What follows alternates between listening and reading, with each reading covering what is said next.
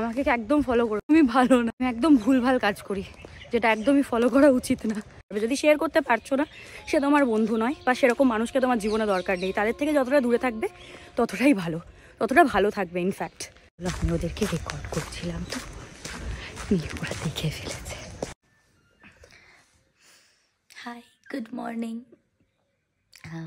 Back camera দিয়ে record করছি, জানি না কতটা আসছে, বাট আস্তে আস্তে চেষ্টা করছি ব্যাক ক্যামেরা দিয়ে রেকর্ড করার। কারণ এখনই ফ্রন্ট দিয়ে রেকর্ড করার চেষ্টা করলাম আর ফুটেজটা খুব গ্রেনি আসছে, অনেক লাইট জ্বলছে না হয়তো সেজন্যে। আস্তে আস্তে কথা বলছি কারণ এখন বাজছে সকাল 6:10। আজকে 30 ডিসেম্বর 2024।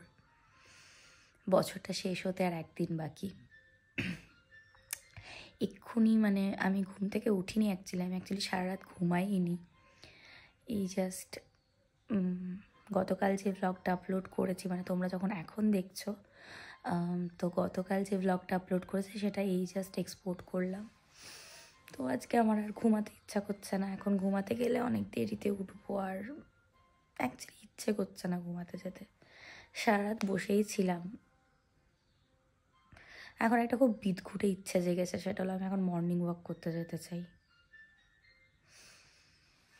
তো আর মজার বিষয় জানো, এখনও অবধি বাইরে আলো ফোটেনি, তো আলো ফোটার আগেই বেরোবো। চলো, আর শুয়ে থাকবো না। আজকে লিভিং রুমে ঘুমিয়েছিলাম, ঘুমাই তো নি, বাট ওই আর কি ছিলাম সারা রাত। কারণ আমার রুমে রং করানো হচ্ছে, আর জিনিসপত্র সব ওই জন্য পাশের ঘরে রাখা আছে। মুখ হাত ফুলে গেছে পুরো। ঠিক আছে, চলো। আর আমি রেডি হয়ে গেছি।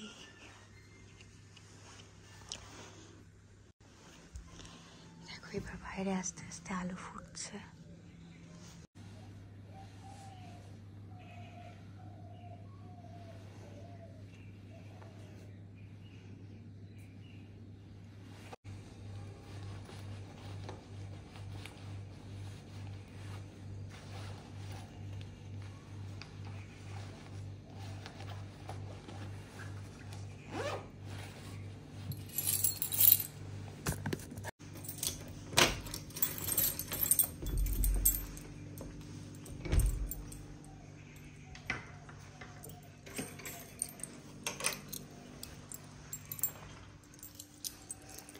এই তুই ঘরে থাকবি, তোকে নিয়ে যাব না।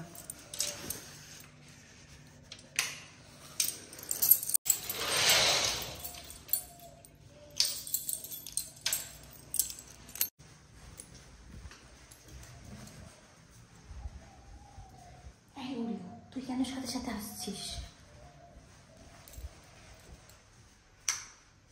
দাদা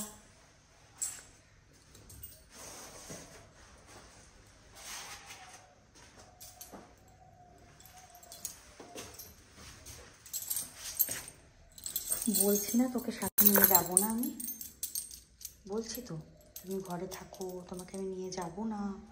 তাও তুমি কেন নেমে নেমে আসছো?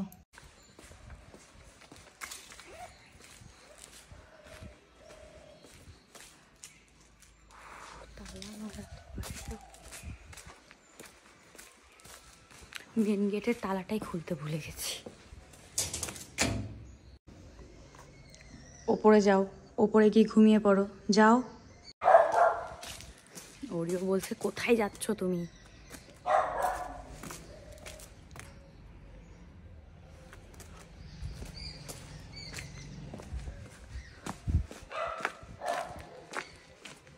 জায়গাটা তোমরা জানো কি না জানি না, এটা হলো আকাশবাণী।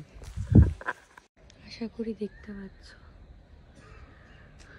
এটা আমার বাড়ি থেকে খুবই কাছে, ওয়াকিং ডিস্টেন্স, 2-3 মিনিট লাগে আসতে এখানে।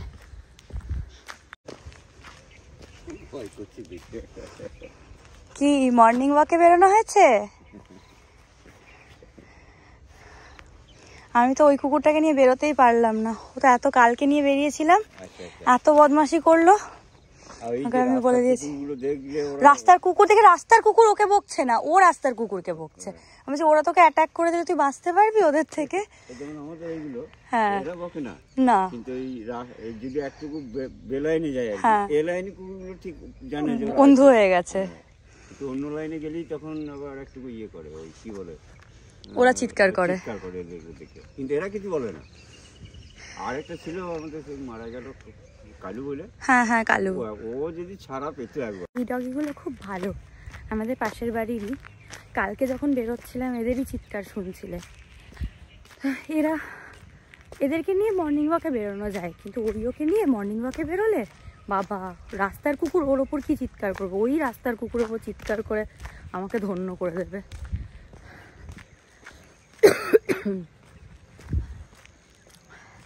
এই যে এই জায়গাগুলো, এগুলো দুদিন আগে সব পার্কিং স্পেস হিসাবে ইউজ হচ্ছিল পৌষ মেলার জন্য। এগুলো সব পরিষ্কার করা হচ্ছে। এতটা পরিষ্কার কখনোই থাকে না, বছরের এই সময়টাই শুধু থাকে এতটা পরিষ্কার, যখন পরিষ্কার করা এরা পার্কিংয়ের জন্য ইউজ করে। একটা শর্টকাট দেখবে, এ দেখো এই রাস্তাটা দিয়ে যদি তুমি ওই দিকে যাও তাহলেই পৌষ মেলার মাঠে শর্টকাটে চলে যাওয়া যায়। আমি যখন ছোট ছিলাম তখন এই দিকে এত ঘেরাঘিরি ছিল না, জানো তো, তখন আমরা এই দিক দিয়ে পৌষ মেলার মাঠে যেতাম, তো ওটা খুব শর্টকাট হতো। চলো আজকে এদিক দিয়েই যাবো। অ্যাকচুয়ালি বছরে অন্য টাইমে এমন বন জঙ্গল হয়ে যায়, এখন তো আর কেউ পরিষ্কার করায় না, তো এমন বন জঙ্গল হয়ে যায় যে এদিক দিয়ে আর যাওয়াই যায় না। কিন্তু এখন বেশ পরিষ্কার হয়েছে রাস্তাটা, তো এখন ইউজ করা যেতেই পারে। এখানে একটা শ্যুটও করা যাবে, দেখো লোকেশনটা ভালো না, এখন পরিষ্কার করা হয়েছে বলে খুব সুন্দর লাগছে, আর বাড়ির একদমই কাছে। কালকে আসবো, অ্যালেক্সকে কালকে বলবো শ্যুট করতে আসতে। টুক করে বেরোবো, শ্যুট হয়ে যাবে, আবার ঢুকে যাবো। ইস, কালকে যেন কুয়াশাটা পড়ে, প্লিজ প্লিজ প্লিজ। আমি এখনই ভাবলাম কি, কে জানে আমি হয়তো রেকর্ড বাটনটাই টিপিনি, এতক্ষণ বেকার একা একাই বকছি। অভ্যেস নেই তো, কালকেই হয়েছে যে আমি অনেকক্ষণ ধরে বক বক বক বক করেছি, করার পরে যখন আমি দেখছি তখন দেখছি আমি রেকর্ড বাটনটাই টিপিনি। শান্তিনিকেতনে একটা সৌন্দর্য দেখবে, এ দেখো সকালবেলায় রাস্তাগুলো এত সুন্দর লাগে, ক্যামেরায় জানি না কতটা বোঝা যাচ্ছে, বাট মানে ক্যামেরায় বোঝা যাচ্ছে, অবভিয়াসলি বোঝা যাচ্ছে, বাট সামনাসামনি না দেখতে আরও বেশি সুন্দর লাগছে। আর আইফোন সব কিছুটাকেই খুব ক্ল্যারিটি দিয়ে দিচ্ছে, যে সেটা কুয়াশা মনে হচ্ছে না, বাট অ্যাকচুয়ালি সামনাসামনি আর একটু বেশি কুয়াশা রয়েছে। আমি ক্যামেরা দিয়ে দেখলে অনেকটা দূর অবধি দেখতে পাচ্ছি, আসলে অতটা দূর অবধি দেখা যাচ্ছে না যদিও। আর শান্তিনিকেতনের বাড়ি মানেই মোরাম আর সুন্দরভাবে সাজানো বাড়ি। অ্যাকচুয়ালি এই রাস্তাগুলোয় মর্নিং ওয়াক করতে খুব ভালো লাগে, কিন্তু আমি বিং দ্য ল্যাডখোর দ্যাট আই অ্যাম, আমি বেরোই না। যখন 2-3 দিন পর পর বেরিয়ে যাই তখন খুব ভালো লাগে, তখন খুব মোটিভেটেড ফিল হয় যে হ্যাঁ হ্যাঁ এবার বেরোবো, তারপরে আবার সেটা গন্ডগোল হয়ে যায়। যখন এবারে পুরী গেলাম তখন ভাবলাম কি, ওখানে হেঁটে হেঁটে খুব অভ্যেস হয়ে গেছিলো, নিয়ে ভাবছিলাম যে এবার বাড়ি গিয়ে এই অভ্যেসটাকে বিগড়াবো না। এসে বেরিয়েও ছিলাম 2-3 দিন পর পর, তারপরে আবার ঘেঁটে ফেলেছি। যখনই রাত চলে আসে ও আর বেরোতে দেয় না আমাকে, মানে বেরোতে দেয় না মানে কি, ও বাইক নিয়ে বেরোবে, ও হেঁটে বেরোবে না, এবার ওর চক্করে পড়ে আমিও হেঁটে বেরোতে পারি না, তখন ওই বাইকেই বেরোতে হয়। ওই করে আমার অভ্যেসটা ঘাটলো, নাহলে এবারে আমি খুব রেডি ছিলাম মনে যে না বেরোবো, কিন্তু আর বেরোনো হলো না।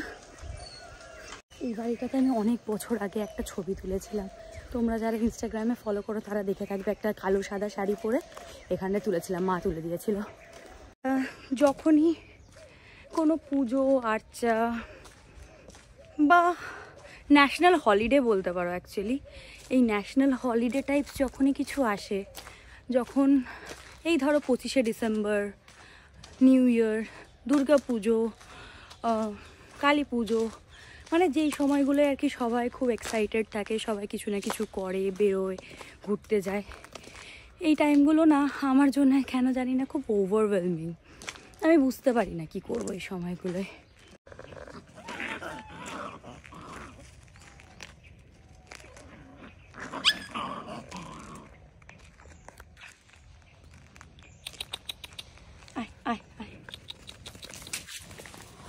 ওরে বাপরে, কি হয়েছে কি হয়েছে?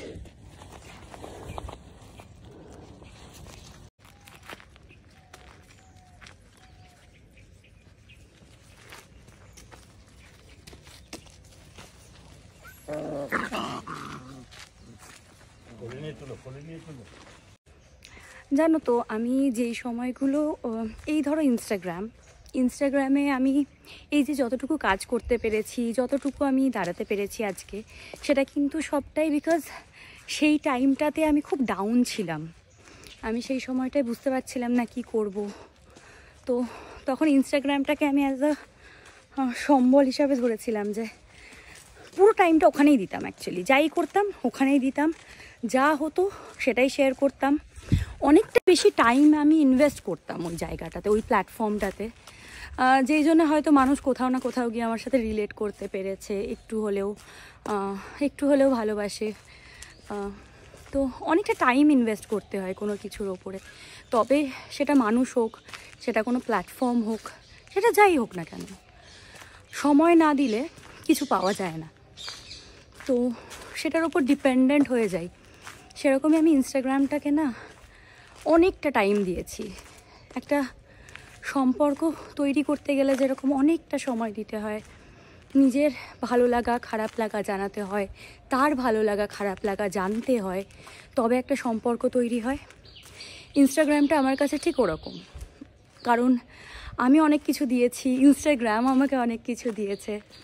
তো জীবনের সম্পর্কগুলোও না কিছুটা ওরকম হয়, অনেক ভালো লাগা খারাপ লাগা, দুজন দুজনকে বোঝা, এগুলোর মধ্যে দিয়ে একটা সম্পর্ক গড়ে ওঠে। তো ওই ব্যালেন্সটা ঠিক থাকলেই সব কিছু ঠিক থাকে, ব্যালেন্সটা বিগড়ে গেলেই অনেক কিছু খারাপ হয়ে যায়। যেরকম আমি কালকে রাজের ওপর অনেক চিৎকার করে ফেলেছি, যেটা আমি নিজে থেকে জানি যে এটা অনেক বেশি করে ফেলেছি, এটা দরকার ছিল না, ওর দিক থেকেও ঠিকই ছিল।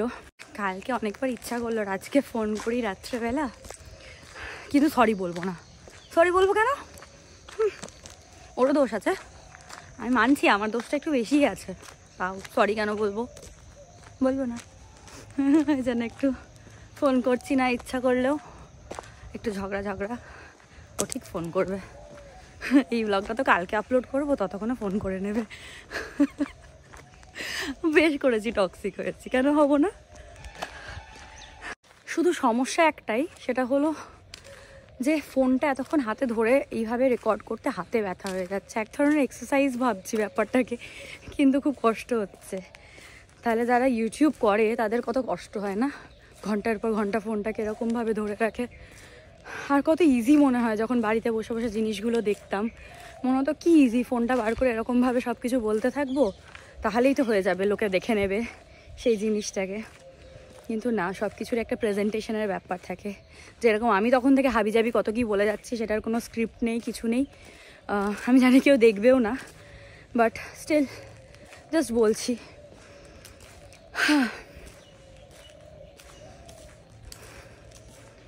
এটাও আমার একটা বন্ধু হতেই পারে, তাই না? যদি আজকে একটা বন্ধুর সাথে হাঁটতাম এখন, তো নিশ্চয়ই সেই বন্ধুটাকে বলতাম এই কথাগুলো। সেটা আমি মেনে নিলাম, ইউটিউবে একটা বন্ধু, বা হয়তো ওইদিকে ওই প্রান্তে ভিডিওটা আপলোড করার পরে হয়তো তুমি একজন দেখছো যে আমার বন্ধু, তার সাথে শেয়ার করছি সব কিছু। আমাকে জানো তো একবার একটা বন্ধু বলেছিল যে আমি তোর লাগেজ থেকে শুরু করে সব কিছু বয়ে দেব, কিন্তু তোর কোনো ইমোশনাল বা তোর নিজের ইমোশনাল মানে কিছু তুই শেয়ার করবি না আমার সাথে। তো আমি সেদিনের পর থেকে সেই বন্ধুটার সাথে আর কোনো দিন কথা বলিনি, আর বন্ধু মনে হয়নি অ্যাকচুয়ালি সেই মানুষটাকে। কারণ বন্ধু কি, যে যার সাথে আমি মন খুলে সব কিছু শেয়ার করতে পারবো, আমার ভালো লাগছে আমি সেটা বলতে পারবো, আমার খারাপ লাগছে আমি সেটা বলতে পারবো। আমি যদি তার সাথে কিছু আমি বলতেই না পারি, তাহলে সে কি আমার কুলি? সেটা তো আমি কিছু টাকার বিনিময়ে আমি তাকে, একটা মানুষকে দিয়ে আমি লাগেজ বয়ে দিতে পারবে, সে আমার সব মেটেরিয়ালসটিক কাজ করে দিতে পারবে। সেটার জন্য তো কোনো বন্ধুকে প্রয়োজন হয় না, তাই না?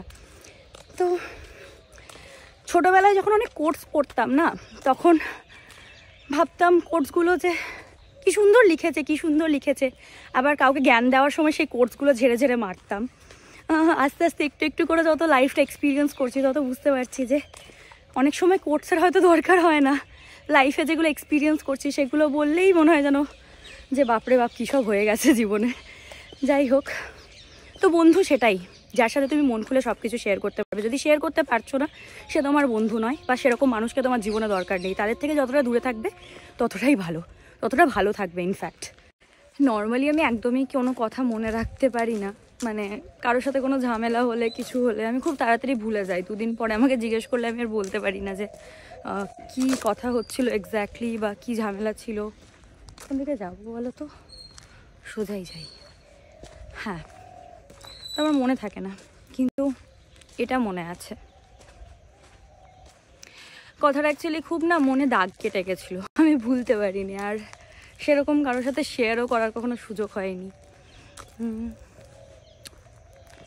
অ্যাকচুয়ালি না, মানুষগুলো হয়তো ভুল হয় না, মানুষগুলো তাদের নিজের জায়গা থেকে ঠিক, তাদের নিজের পার্সপেক্টিভ ঠিক, তারা যেটা দেখছে সেটা ঠিক, কিন্তু তারা কতটা দেখছে, তারা কতটা জানছে। যাই হোক, অনেক বেশি জ্ঞান হয়ে যাচ্ছে সকাল সকাল। একটু চায়ের দোকান টোকান হলে ভালো হতো, ওই দিকটাই বেরোতে হবে তার জন্যে, মেন রাস্তাটায়। চলো পাশের লেন দিয়ে বেরোবো। এটা আমি জাস্ট টেস্ট করছি যে 0.5-এ কীরকম লাগছে আর 1x-এ কেমন লাগছে, কারণ আমি এখন সবটাই টেস্ট করছি। আমি নিজে এরকম করে ভিডিও করি না, তো কোনটাতে কতটা কীরকম দেখা যাচ্ছে কিছু বুঝতে পারছি না। তো আবার তো টেস্টিং ক্লিপস, এগুলো আমি অ্যাড করবো না হয়তো এগুলো। এবার এটা টেস্ট করে এটা বুঝলাম যে এতক্ষণ ধরে আমি যদি 0.5-এ রেকর্ড করতাম ব্যাপারটা অনেক সুন্দর লাগতো দেখতে।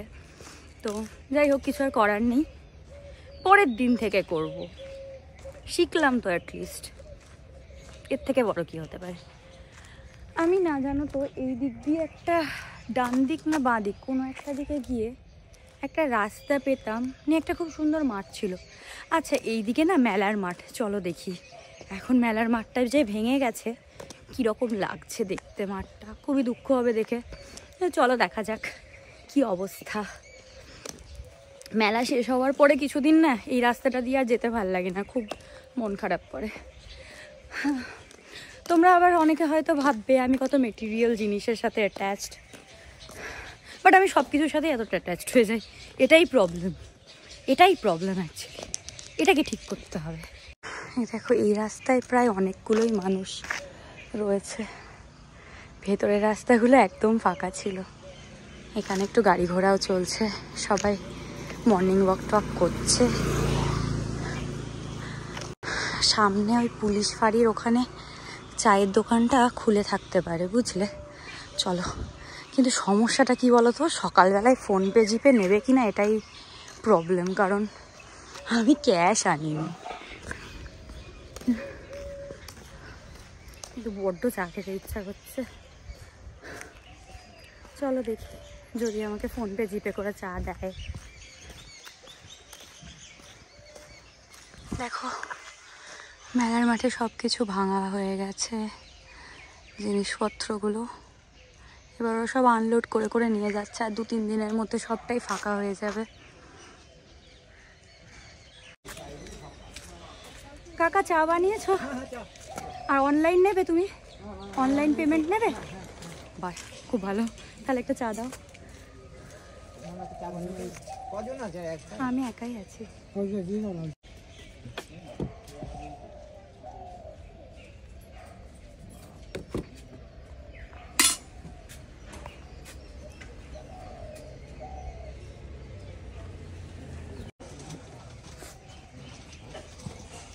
আচ্ছা আচ্ছা, ঠিক আছে।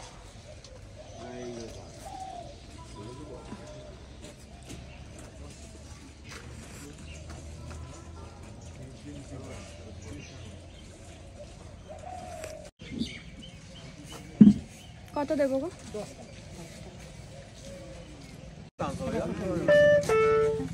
পেতে 10 টাকা এসেছে। ফাইনালি আমরা চা পেয়ে গেছি, চা খাওয়া হয়ে গেছে। আমি